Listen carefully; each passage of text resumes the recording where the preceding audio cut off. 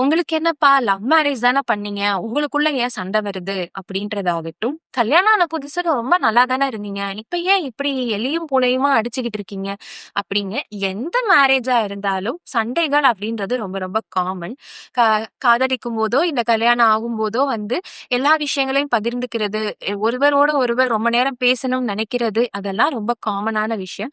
வாழ்க்கை போக போக நெறையா கமிட்மெண்ட்ஸ், நெறைய ஃபினான்ஷியல் பர்டன் இதெல்லாம் உள்ள வர வர பேச்சுன்றது கம்மியாகும். அப்போ அந்த ஒரு புரிதல் கம்மியாகறதுக்கான வாய்ப்புகள் உண்டு.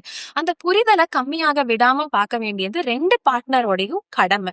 ஸோ மேரேஜ், ரிலேஷன்ஷிப் அப்படின்றது தானா வரக்கூடியது, தானா மெயின்டெயின் ஆகக்கூடியது கிடையாது. 2 பேரும் அதுல எஃபோர்ட் போடணும். சண்டையே இல்லாம இருக்கிறது நல்ல மேரேஜ் கிடையாது. ஆனா அந்த சண்டையில இருந்து எப்படி மீண்டு வராங்க? எப்படி ரிப்பேர் பண்றாங்க?